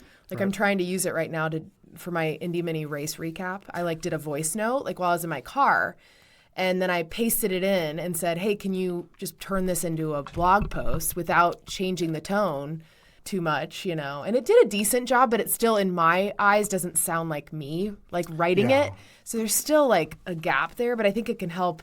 And then I can just edit what it spits out and still make it from my point of view. But it's just so interesting. You can do so much with that. I've noticed you had to groom it a little bit. Kind of embellish it here and there. But it's all about the prompt. Yes, like people are like literally have classes on how to do prompts for AI. Makes me feel dumb. I'm intrigued. That's something I want to kind of dive in a little bit more. Right. So. I know you're a technology nerd I am. So I don't know if you knew that, but I came from the software world. So I did know that. I listened to your very first podcast when you were sitting in the closet. Yeah, my closet. And I learned all about you. So I thought it was pretty cool that you came from a technology background and your parents were in software. Yeah, yep. Because that's where I started off, was in software. Yeah. So, Yeah, my husband is in software too. So just all the technology. Yes. Can't get away from it. Yeah, we'll have to dive in deeper sometime. So. Yes, for sure. So now I want to take a minute to kind of go back to like who you are and where you're from originally and about your family. And some of the other random stuff you told me that I am like, we're going to have to see how we're going to have enough time to put that in. But we will somehow, some way. Yeah. So you had asked me about the flags on my Instagram. I had to Google what they were. Yeah. I knew the Italian flag, but the other two. Yeah. So I'm half Korean, Italian, and Polish. Okay. And so my mother is full Korean. My dad is obviously half Italian, half Polish. He was in the Army, met her in South Korea. Wow. And so, that's where my sister, I have an older sister that was born there. And then I came back. My dad was honorably discharged from the Army. He was done. He was a staff sergeant, so he was that guy with that wide-brimmed hat that's in your face. Yeah. And so strict childhood, obviously. I was going to say. That's interesting.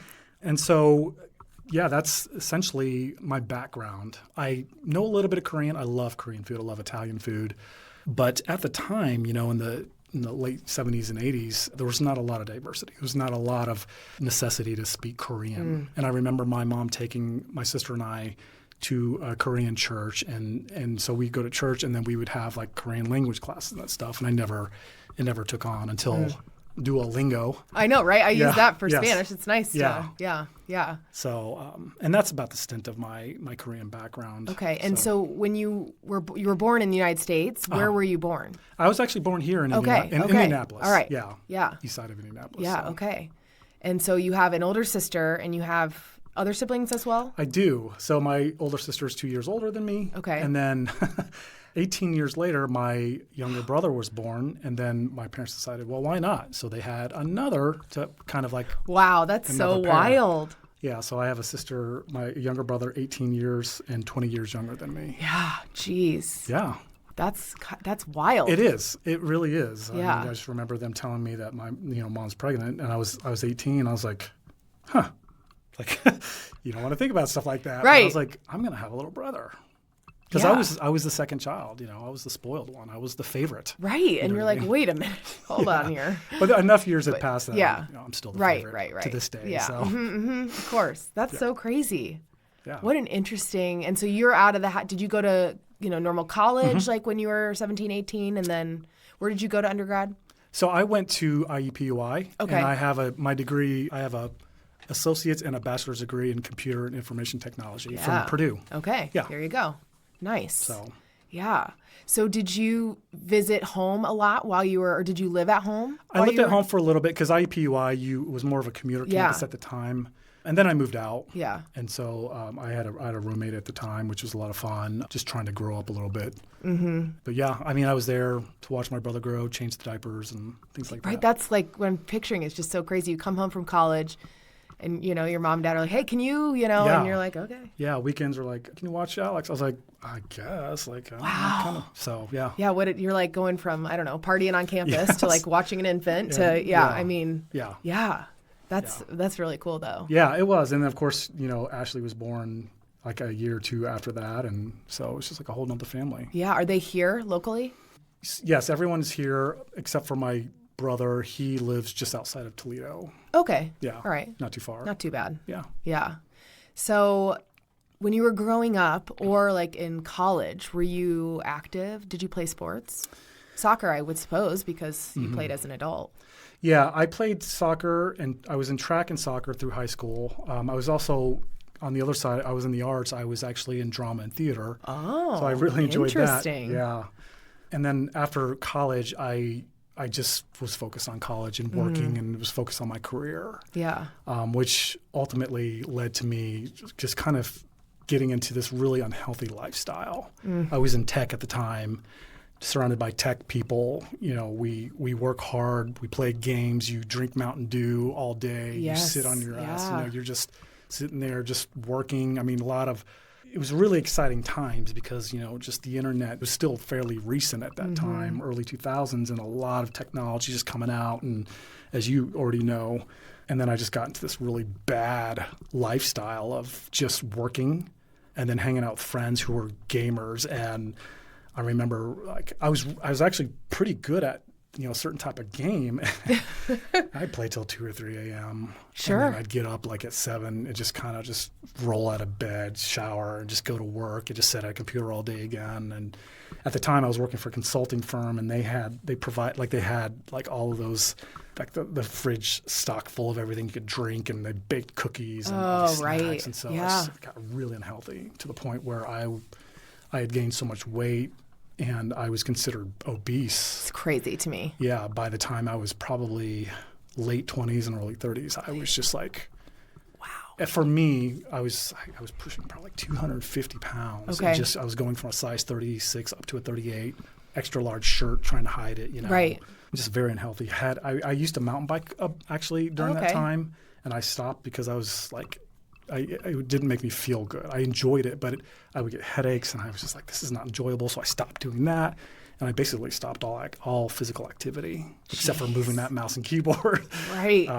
My gosh. yeah. That's crazy. And then you somehow lost 75 pounds? Yeah, overnight. When did that No, just journey kidding. start? Yeah, overnight. Yeah, I remember one of my childhood best friends. I saw him on Facebook, and he had posted pictures from a Spartan race. Oh, yeah, the Spartan races. Yes. That's so interesting. Yeah, and I had always loved being outdoors. I always loved being active and doing, I was pretty good at sports and just being able to hold my own. Mm-hmm. And I was like, that looks like fun. He goes, you want to do it? I was like, yeah, let's do it. But in the back of my mind, I'm like, oh, I'm so overweight. Like, I was like, I can't run. Like, I don't have any workout clothes. So I actually I was inspired because we had signed up for, I think it was Warrior Dash. Like that was the closest one in Indy or close to Indy. And I remember training. I remember going out to the fort and running the trails. Wow. And I remember changing my diet, stopping a lot of the soda and the donuts and the pastries, which I love, and just trying to just kind of based on loosely on what I knew. Yeah. And so I started to feel better and I started to lose weight. And so that just kind of carried me so far that I got so much momentum from that first 20 pounds just instantly off that I was so inspired. I was like, I think I can do more, like I can do better. And so Wow. over the course of probably 10 years, I mean, holding it off is one thing, but I lost 75 pounds probably over 3 or 4 Wow. years. I mean, the healthy way to do it. Yeah. You start to make these lifestyle changes. Right, and- which really is what you have to do. Exactly. Yeah. And of course, I had some good times and some bad. You plateau after a while. I remember kind of getting down to 220 and just having a hard time just making some changes. I remember 200, getting down to 200, and I was just so excited because I was starting to go down a pant size. And Yeah. I remember trying to break 200 was very difficult because my body is just resisting whatever it was. Right. You continue to just push harder, try harder, and do these different types of things. And so eventually got on the 190s and 180s. So I was down in the 170s. And Wow. so my ideal weight is probably like my body where I really have to be very purposeful is right around 180. 178 to 180 is where I feel the best. I'm lean.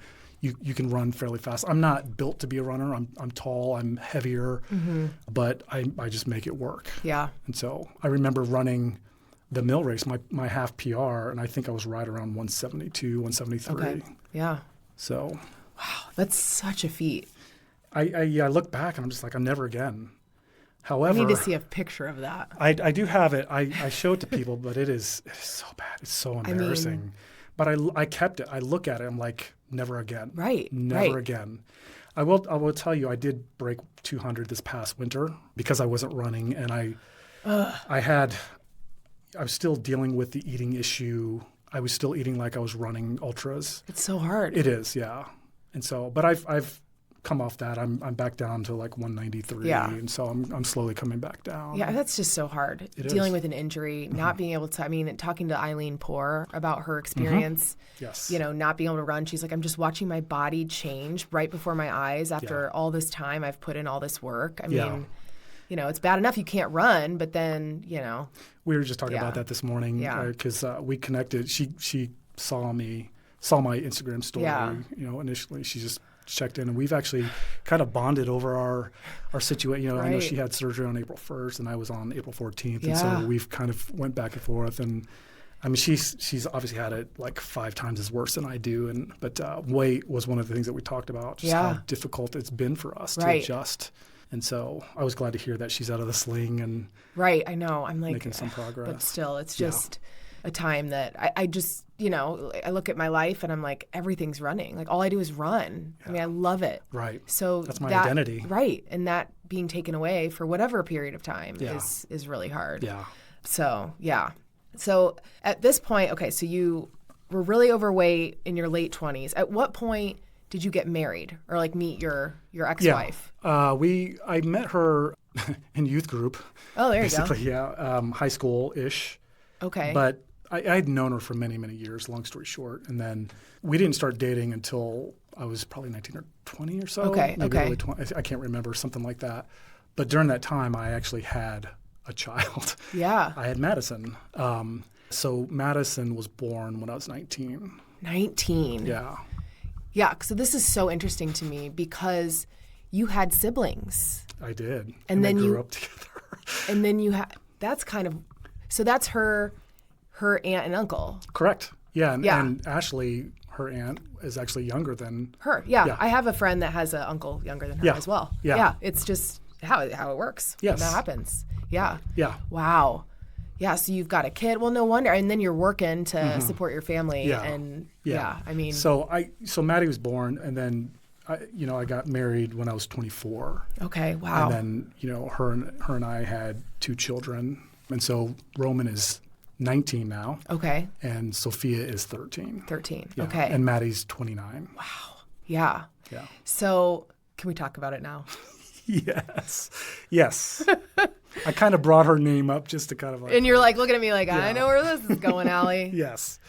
So, okay. So people who follow me on Instagram, like you do, Alan, probably saw that I watched this season of Love is Blind on my treadmill. Yes. Because I was like, okay, this, reality TV, it's a guilty pleasure. I love watching it. And so I'll just do it on the treadmill so I don't feel so guilty. Yes.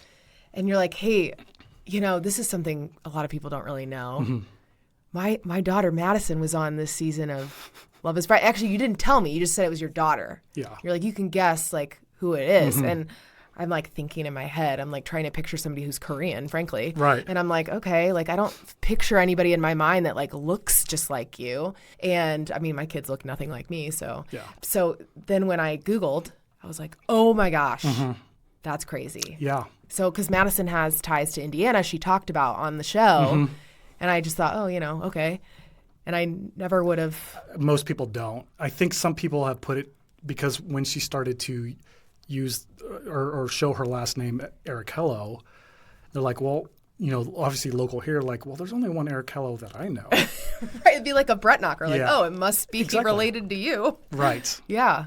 So I've had some people kind of reach out. It's really wild to me because I remember like scrolling through Instagram and I'm seeing like people do like I see a picture of Maddie. I call her Maddie. Yeah. Mads is I think what a lot of people call her as well, but she's Maddie. And I see Maddie like her picture, and then I see like this talking head talking about, well, Maddie, you go, girl. And I didn't watch the show. That was going to be my first question was, did you watch? So not at all? I did not watch it. I have not watched this day, and I probably will not, only because the content is not something that interests me, first of all. I would never watch it to begin with, but especially now that my daughters, and it has to do with dating and relationships, and that I'm just going to stay out. Dad is going to stay out of this one. If she wants to talk about things, I'm here for you. Yeah. But otherwise, I prefer not to know. And she's like, I think that's smart, Dad. That's so weird. Well, because like if she would have gotten engaged, you potentially would have like met this person, perhaps been on the show yourself. Did you have to talk through that at some point? We did a year ago. early, 2024. Okay. When she told me that she was being recruited. And she's like, you know what this means? I was like, I have no idea. Yeah, like what is this? How does this involve me? Because it doesn't, yeah, right? Right. She goes, well, if I can get engaged. I was like, what? Engaged? What the hell? What is this? What kind of show is this? So I'm kind of coming off a shock a little bit, and she starts to tell me about this. And of course, I just all new to me. And she essentially said, if I get engaged, I was like, and I'm just kind of interrupted. I was like, you're not going to get engaged on this show, right? And she's like, Dad, just let me do my thing. I was like, okay. Okay. And so she basically said, if I get engaged, then they're going to want the parents to come out and meet and do all this. I was like, well, shit. Because at the time I was, we were going through divorce. Ugh, at that same time. Yeah. We were kind of just doing through that. Not a lot of people knew it at that time, and so I didn't say much. But yeah, I'm just trying to figure out the logistics, like how does this work? And you're like, how in the heck are we going to make that happen? And try to be this like TV family. Right. Yeah. So that was really awkward. But spoiler, she obviously did. Spoiler alert, Ellen did not have to be on television. Yeah. And so, but we talked about it through and through, just what it looked like. Of course, as a dad, trying to give her my advice. But Matt, she's very street savvy, very smart. Oh, very you perceptive. could totally tell. Yeah. She's gorgeous too. Yeah. Which you already know. Yeah. But yeah, it was so interesting to me, like watching the show. Obviously, they cut it to make it what they want it. They did. But in the stuff that I could see, I just was like instantly like, oh, don't do that. No. Like this one dude was like totally saying, the same thing to two girls. She was like, so I heard. Yeah. She was very much like, okay, well, I'm not having that. Which was good. Yeah, so, she's very much like that. So I trusted that she was going to be fine to hold her own. Yeah. She had, again, she has a lot of self-respect. And, these shows are really meant for entertainment. And so they're going to spin it however they want. Because I talked to her about it. And she said they kind of did spin her in a negative light. And I was like, I'm sorry. Yeah. She goes, well, but, this has been such a door opener for her. It has to be, right? Like now she's got over 100,000 Instagram followers. Yeah. That's pretty cool. What's some of the cool stuff that's come out of it that you've seen? Yeah. So I remember initially, like I kind of saw her Instagram before she got, went public. I think it was a couple thousand, maybe 2,000 or so. So she was doing fine, just being just a regular person like you and I, right? Yeah. And do you still follow her on Instagram? I do. Okay. I do. And then after everything came out, I was like, this is going to be interesting because I wanted, like, I'm a numbers guy, right? I need data. I need to see what's going on. I remember seeing it jumped up instantly to like 20,000 to 30,000, 50,000. And I didn't check for a while. And I was like, I need to check to see like where's she at. Mm-hmm. And then the last time I checked, it was like 116,000. I don't know where it is now, but it's been great for her because I asked her, I was like, what can I share?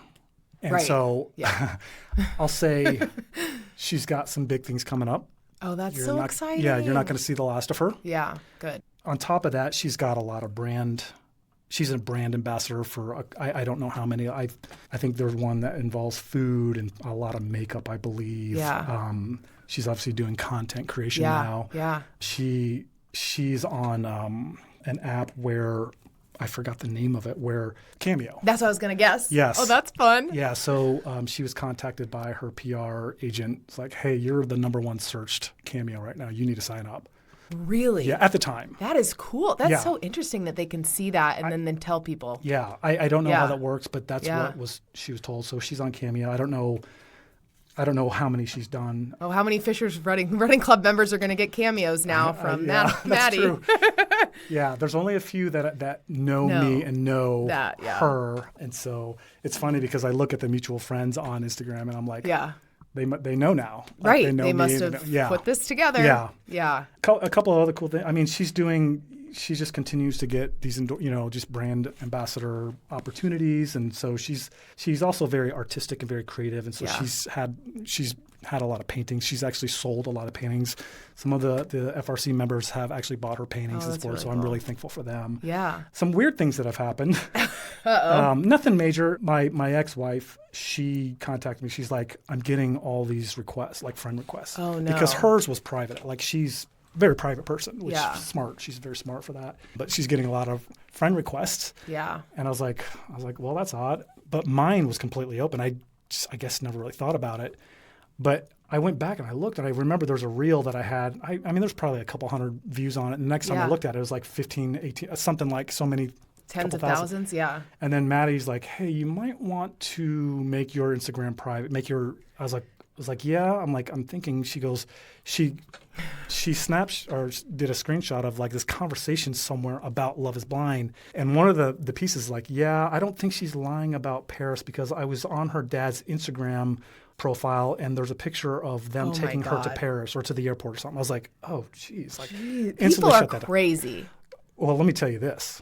My ex-wife basically texted me one day. She goes, look at this. She gave me a screenshot.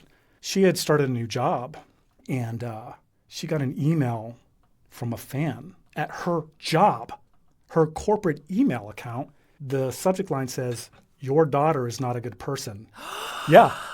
And then in the body says, I hope she gets what she deserves. To her work email. To her work. How do you figure that out? So here's what I'm thinking is, Maddie my ex-wife is her stepmom, but she was more of a mom and a mother to Maddie than her biological mother. Yeah. So her biological mother is the one that she talks about in Love is Blind, evidently. Okay. And kind of divulges a lot of just she had a very difficult, very challenging childhood, because she lived with her mom most of the time. That's what I was wondering, because I do remember her talking about that. And I didn't go back and I was like, I should go back and watch. And I was like, whatever. But that's so interesting. Yeah. And I'm really hoping, so everyone that watches the show, my ex-wife is not the villain here. She's a very good woman and a very great mom. So. Well, I mean, trauma sells. Yes, it does. Right? So they just are going to be like, oh, so you had like the worst upbringing ever and it was super traumatic. And everybody has traumatic pieces of their childhood. Yeah. So they just exploit it a lot in reality television. And Maddie's amazing because we essentially got placement of her when she was about 8 or 9 and kind of we saw some things. Her environment was really, really bad. Like when I tell people the environment is something you see in a really bad movie. I could go on. I'm not going to divulge details, but it's really, she's experienced quite a bit at that age. And so we brought her here and just kind of really wanted to see her have a better future. And clearly you did a good job of that. Yeah. So she lives in Minneapolis? For the time being, For the time being. Yeah, Stay tuned. I can't divulge anymore. No information being given. Okay. Well, I could talk to you about that forever because it's so interesting to me. I've never met anybody who's had a kid go on like The Bachelorette or The Bachelor or something like that. It's just such an interesting world. Yeah. I know. Yeah. Who knew? And also, I'm going to look at my notes and cheat because you had other random facts. Oh, yes. That I was like, okay, first of all, you used to have long hair. Were you overweight and had long hair? Probably at certain some points, point? Yes. And then, you survived a tornado, which is nuts. Yeah. When was that? Oh, gosh. Was it early 2000s? And it actually hit south side of Indy through the east side. I was actually working at Finish Line Corporate. Oh, okay. Yeah. And the tornado ripped right through that building. While you were inside of it? We were inside of it. I remember standing in this hallway, and I was able to see out like this glass door. And I remember seeing this tree just like, instead of being perpendicular to the ground, it was parallel to the ground, and it was blowing. And I was like, and I heard this loud bang, bang, bang on there was 2 floors and so on the roof. And then I saw this air conditioning unit just thrown into the parking lot. It was like the size of a minivan. And then I remember like the most real thing to me was there was this breeze that came through the building. And I saw the dust rise and like the can lights, and it kind of like got in everyone's eyes because this dust or this wind just go blowing through the building, and then your ears start to pop. Oh no, because the pressure. The pressure changed, and then it was green or something outside, and then I was like, this is it. Bad. This is not good. Yeah. This is what they say. Yeah, and it ripped the warehouse apart. Was anybody injured? No, we were all kind of in that safe hallway, the inner hallway, but I didn't want to be in the middle of the hallway, and I wanted to feel like I had an out. So I stayed closer to that door, which probably wasn't smart, but what can you do? Just do what do what you can. I mean, I grown men crying, you know what I mean? I was just like, to me, I was intrigued. I was always kind of lived on the edge, but like some people, it was very traumatic. Oh, that's so scary. Even just the one that came through Carmel, what was that, in March, I think? Mm-hmm. And that was pretty scary, really. I mean, thankfully no residential. Right. Like too much residential damage that I saw at all. It was mostly like these buildings downtown, but it was like right here. Right. And I'm like watching the weather and where the tornado is, and I'm like, I know exactly where that is. And I've never experienced that.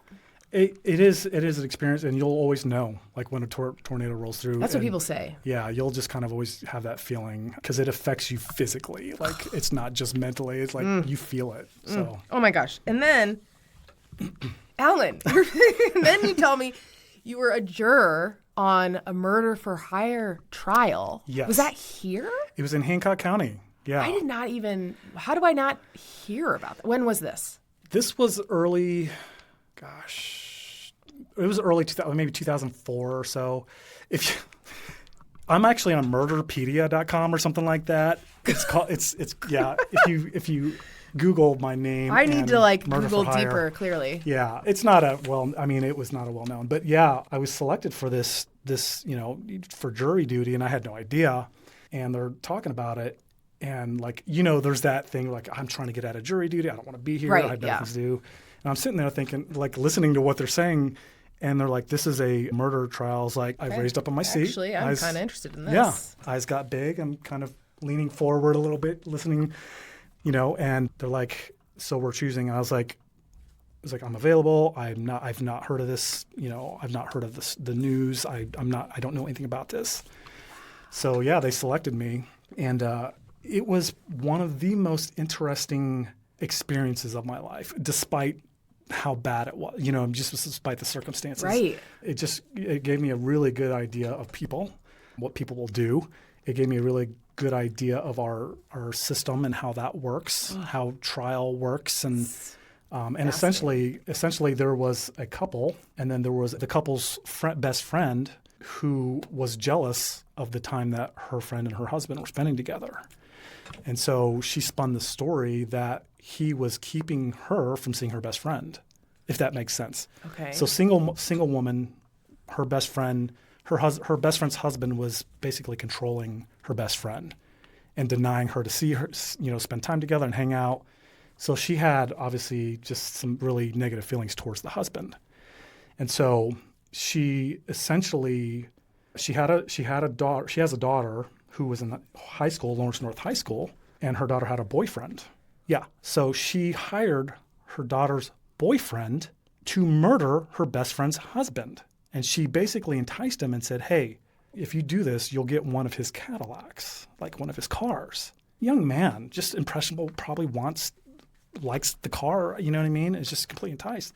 So she goes, buys the bullets, provides the ammo. He had already been convicted of murder because he did pull the trigger early in the morning and killed him. So this trial was for the one who hired the murderer. Right. Okay. Yeah. I'm sorry if I didn't spin that. No, that makes sense to Yeah. because it makes complete sense. Yeah. But I don't know why I was picturing them both in trial together. It's not how it works. Correct. But yeah. He was already in jail. So he was he even trying to be? It just doesn't seem like what you just go like shoot someone. That doesn't seem like a good way to like right. get away with it. Right. Just and saying. But just people aren't young, smart. Teenager, young man probably so sad. wanted things. I don't really know what his driving factor was. Very unfortunate though that the woman had, basically enticed him to do it. Yeah. And so is she in prison? Oh yeah. That's good. Thank I God. mean, they brought him in, they brought the daughter in, they were both in jail. Oh, I mean, Jesus. their lives are over. She was 55 at the time. And I remember after everything was settled and it was up to the jurors, we had two that were held out. They were like, I can't do this. I can't. Long story short is like, I can't sentence this woman to death. She's 55 and she would be in there for life. And I'm just thinking, I remember looking at one of the other jurors and I was like, what kind of a character, what kind of a person she is. They've proved to you that she provided drugs and alcohol for parties prior to this. She bought the bullets and provided the gun. She basically duped this kid into killing a man. It's like, how do you feel sorry for someone like that? How do you feel bad for that? Yeah. And she's like, you're right. So guilty. I actually recently checked on and I think she's still in prison. And that was early, I think, 2000s. She should be. I mean, that's the type of person you are. Yeah, I mean, I'm just waiting. I'm just waiting to hear I know her name. Yeah. And I'm just waiting to hear that this person is. Well, like the Menendez brothers. They're Yes. talking about on the Today Show. I'm like, get out of here with that. They're Right. reformed people. Like, Yeah. I don't know how much they blew the documentary out of proportion for TV, but even if they didn't, like what they did is pretty bad. They still did it. Like I don't understand that. Right. Man. So that was quite an experience. That is I crazy. will never forget that either. Yeah. That's wild. Yeah. And then you used to be a model. Well, gosh, I love it. I have one of my best friends used to model for, I forget, like, what was it, Kohl's. He was in the Kohl's catalog. Okay. And we have the pictures, and it's so fun to make fun of him for. That's what funny. people are going to do now. Yeah. Just try to dig those up. Where are the photos? One is a national jump rope brand, and I may still be on some of the clothing, which they're, That's so good. I know. I almost cringed because I was not in shape. I think they had a certain look they were going for, right? Yeah. The other one was, this one I really enjoyed was, those backup batteries for cars, like you could jump start your batteries. Sure. So it's a national brand as well, and they had a certain look, and so I was in a bunch of videos and promos. My part was, I actually had 2 different photo shoots then. I was with these old classic cars, just interesting. Yeah, I was like charging the batteries, and they show me like in one of the classic cars. One was a Mustang, and one was like a GTO or something like that. How did this even come about? It's who you know. I have a buddy of mine has a creative agency. Okay. I used to work with him 10, 15 years ago. Yeah. And so he's like, hey, you have that look. Right. They're that we're looking for like a half Yeah. Korean, half Polish, half Italian guy. Exactly that. With your height, your complexion. Yeah. And so I really enjoyed that one. And then they had me back where I was on a motorcycle, and we were at an RV, same product. And so that was fun. I work for a company as well. I think I've got some photos on Amazon as well somewhere for some exercise equipment. That's so wild. It is. So many interesting things about you. I love it. I kind of, when I was putting this together, I was like, you feel like I've had some tumultuous years. I mean, I've had some really bad years. Yeah. Like I've made a lot of mistakes. I've hurt a lot of people, but I think, as I said in that email the other day, I was like, I'm in a good place, and the future is bright. Yes. I'm part of an amazing club that, again, my identity is running right now. Right. And so I'm looking forward to what the future has. Yeah, I am so excited for you. Yeah. And that's the perfect segue, too, to the end of the podcast questions. Yes. Because we've been talking for over 90 minutes, Alan. Oh, shoot. I'm sorry. Don't be sorry. I can't not talk about some of this stuff. It's like, Yes. sorry, we have to talk about it. So, end of the podcast questions are, what is your favorite running song and or mantra? Okay. So, song, I listen to all kinds, but if there's one I really wanted to start a race off, especially a fast race, it's going to be either AC/DC's Shoot to Thrill or Thunderstruck. Okay. I mean, yeah. Ooh, Thunderstruck just, yeah. Gosh, I mean, talk about just getting the blood pumping. Yeah. My mantra, I don't really have one unless you consider a lot of F-bombs a mantra. Yeah. But I do, I mean, November Projects is fuck yeah. That's their mantra. So there you go. I'm more like fuck no. Yeah. Like fuck this, right? Like, fuck this. Yes. It's my mantra. Exactly. That's funny. No, I thought about that a little bit. I was like, it differs because at different times in the race, different types of races, my mindset changes and I adjust to it. But there's one that I keep coming back to. Someone told me about this acronym called FAST, and it stands for a short time. So if you think about it, like even if you're running a marathon or an ultra, like it is for a short time. So just get through it because you know very well what racing is like, what it does to you mentally, physically. You're ready to quit or you hate everything. But you think about this, you know what, leave it all out there because this is just for a short time. Right. Just might as well In just like 2 hours, you're going to be home. Exactly. And you're going to be sitting on the couch wondering, did I give it my all? Yeah. And you're going to be really pissed if Exactly. you didn't. Yeah. So. And the other one I think about is really nerdy. It's from a line in Star Wars of all things. My hero Han Solo is like, never tell me the odds. That's good. You know what I mean? So I think about that a lot. Just the things that I've accomplished, things that I never thought I'd do, things I never said I would do, and just doing those things. And so just like, never tell me the odds. That's so good. Okay, and then next finish line or milestone. Milestone's going to be getting your ass out of that boot. Yes. So like how many times a day does somebody ask you how long you have to wear the boot? A couple times a day now. Yeah. I think so here I'm going to use mine. This is why I started putting things on my Instagram and stories and things like that, just to kind of update. But I appreciate the check-in, but I start to copy and paste at times just because it's the same thing. Well, it's good. You have so many people that are It's I wanna amazing. know. Yeah. So funny enough, my last race was Prairie on Fire, and where that was my last ultra for a long time, probably. And well, I said it was my last ultra. Guess what my next official race is? I don't know. It's Prairie on Fire. So I'm a liar if you guys don't know that. Yeah, maybe I'm sandbagging myself or everybody else, and I just know I'm going to do these things. I don't know. Everyone else is going to be like, never tell me the odds. Yes. You're telling me you're never Right. going to do it. Guess what? Oh, that's good. Yeah. That's really good. Gotcha. Yeah. So I thought, and I didn't know like what the surgery meant in recovery. I knew recovery was going to be 6 weeks, non-weight bearing, and then he said it's going to be 3 months of non-running. And so timing wise, I had to time that out. But there was a really good deal I got because I ran in Prairie on Fire last year. I got a really good deal. It's like, F it, I'm just going to sign up for it and see what happens. Yeah. So that actually was kind of a cool, just come back. That's my first race back is Prairie on Fire, and I ended it with Prairie on Fire. So that's going to be a lot of fun. There's no expectations, honestly. It really just depends on how fast I can ramp up, which I'm not trying to ramp up fast. There's no goal. It's me just running healthy again. Like being able to do it again. Yeah, totally. and just no setbacks. Yeah, which is so hard as a competitive person, too, because it's like, well, when it gets closer, you'll be like, well, maybe I could do this. Everybody's out there, I just want to show them that I can still do this. Exactly. And I've got everyone something to just prove. wants you to keep running. Yes, that is, and I know I'll have Just want to friends. see you do a yard. Yeah. Yeah, that's what they call them, yards. Yards. I always, Yeah. I'm learning. Yes. Well, Yeah. hopefully I want to be out cheering at least for some of these. It's so fun to bring my girls and we make signs and just, The environment is so fun. It's so energetic. I mean, just it's the same thing with 8 Hour Drink. I mean, it's just the environment, the people there are just so supportive. And you gain so much energy from people that aren't runners and supporting you out there. Great. So do you want to hear the only Korean word that I know? Yes. 감사합니다. That's, you know what it means, right? I hope it means thank you. It does. Yes, you're right. It does. Anyway, okay. 감사합니다. So thank you. I was thinking about that. I couldn't forget to say it and be like, look, I know one Korean word. That's good. Yeah. That's all I got. 감사합니다. 감사합니다. Yeah. Yeah. So thank you so much for doing this with me, Alan. It was a lot of fun. It was so fun. Thank you so much for having me. Absolutely. I'm a big fan. This is probably Thank you. your podcast is the one I listen to consistently. Oh, that's so nice of you. Yeah, I appreciate that. Yeah, and it's been fun to see some of my friends and hear Right. them as well. Yeah, it's so much fun. Yeah. So Well, thanks to everyone who's listened, and happy running or hobbling.